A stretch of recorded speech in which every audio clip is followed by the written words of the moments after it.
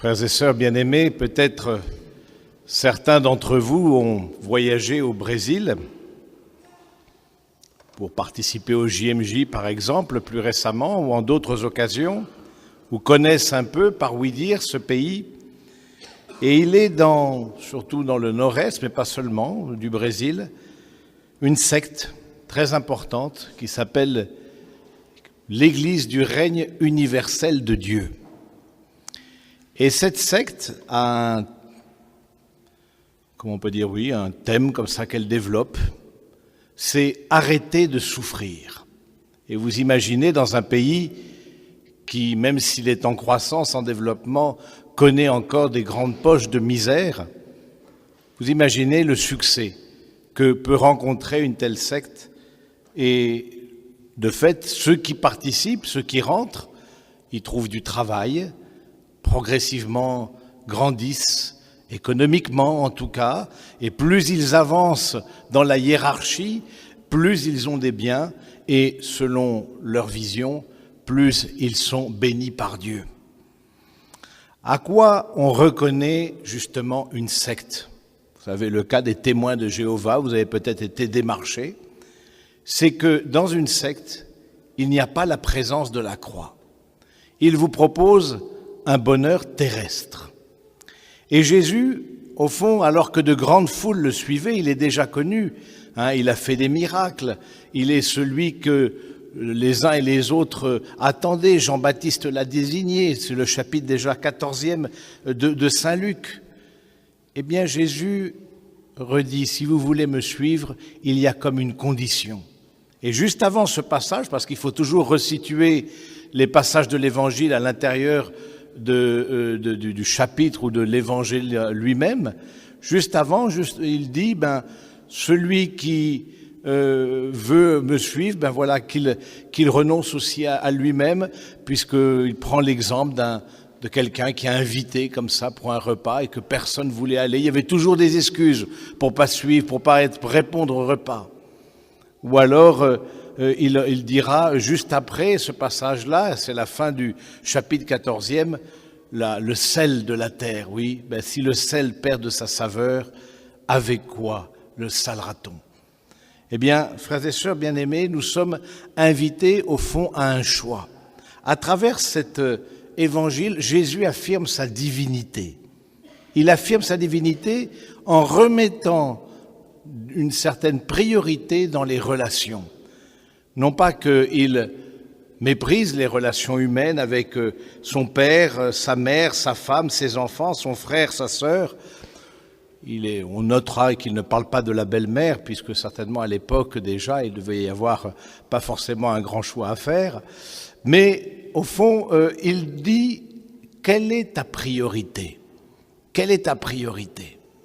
Et il y a un choix à faire. Et la force du oui, c'est aussi la force du non. Je me souviens comme ça d'un prêtre qui, commençant une retraite, monte un pied sur chaque chaise et demande aux participants, aux retraitants, d'écarter les chaises. Donc vous imaginez un peu la scène, un peu surprenante pour une retraite. On ne s'attend pas à ça, on s'attend à quelque chose de plus intérieur, plus doux. Bon. Et puis il dit, écartez les chaises, avec un pied sur chaque chaise. Mais jusqu'à où on va écarter? Écartez encore, mais écartez. Oh là là, mais attendez, mon père, vous allez tomber.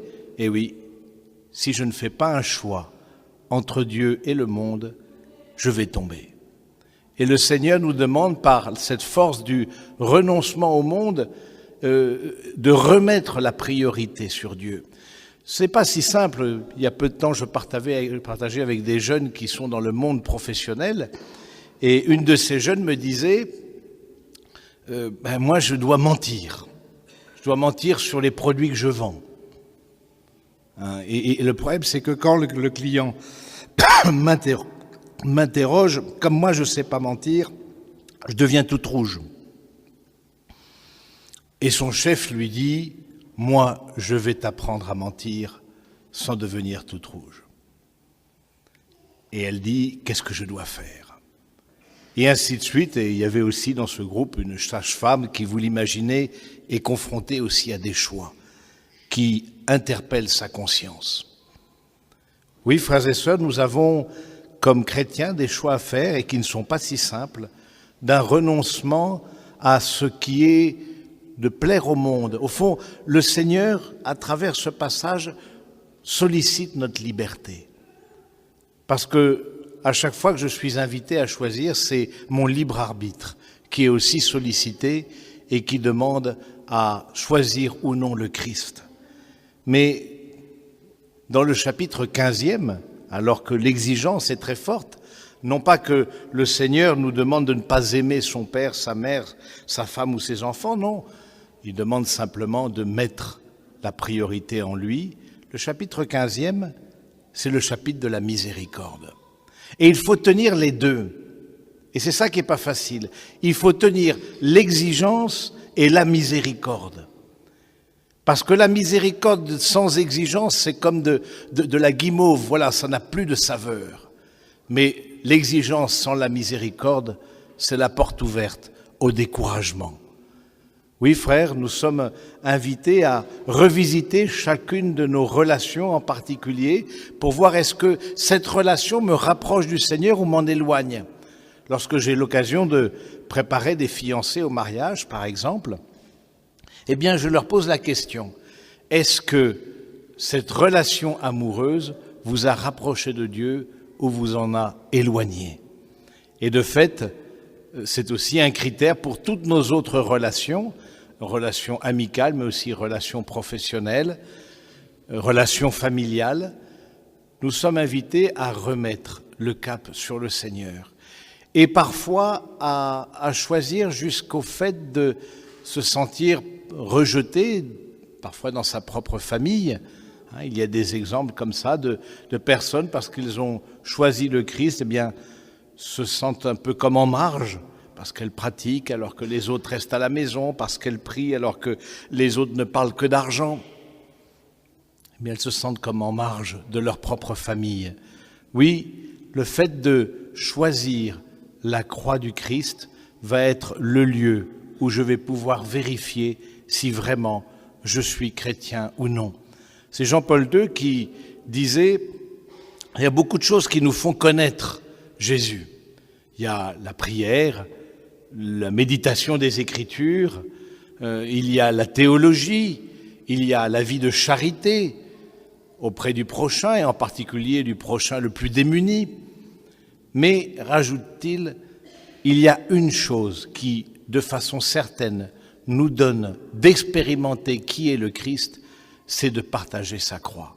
C'est là où est le lieu de vérification de notre adhésion. Parce que la grande foule qui suit Jésus, au fond, est-ce qu'elle ne suit pas un thaumaturge, quelqu'un qui fait des miracles?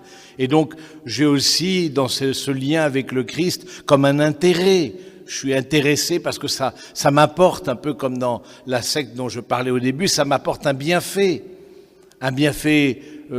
matériel, un bienfait au niveau de ma santé, un bienfait intérieur. Mais c'est la grande mystique qui nous dit, Thérèse d'Avila, qu'est-ce que tu préfères? Les cadeaux de Dieu ou le Dieu des cadeaux? À un moment donné, il y a dans notre vie comme ce qu'on appelle aussi l'acédie, ce manque de goût, ce manque d'entrain pour ce que l'on avait pourtant choisi dans une grande déclaration d'amour. Et à un moment donné, il y a à refaire ce choix de Jésus dans notre vie, bien au-delà de ce que l'on peut voir comme fécondité immédiate. Oui, frères et sœurs, demandons au Seigneur d'être des chrétiens non pas tièdes, et le pape François nous y invite régulièrement, mais des chrétiens profondément convaincus que c'est dans ce choix de Jésus que je retrouve au contraire la vraie mesure de toutes mes relations familiales, relations amicales et professionnelles. Demandons, même si parfois ou par moments, ça peut entraîner une incompréhension des proches ou une incompréhension peut-être en moi-même, je ne vois pas où est le chemin que me trace le Seigneur, eh bien demandons d'avoir cette confiance de la Vierge Marie. Faites tout ce qu'il vous dira. Oui, nous croyons que les évangiles nous tracent un chemin de vie, un chemin d'exigence certainement, de miséricorde, mais aussi nous tracent un chemin de fécondité, dans l'obéissance à la parole de Dieu. Demandons au Seigneur d'être renouvelé dans cette Eucharistie où Dieu lui-même se donne en nourriture, se livre entre ses mains, nous fait confiance, entre nos mains, nous fait confiance jusqu'au point même de rentrer dans cette fragilité de l'hostie. Demandons au Seigneur qu'il nous donne de choisir et de répondre à l'appel d'un Dieu qui nous illumine et qui donne à notre vie une véritable saveur. Amen.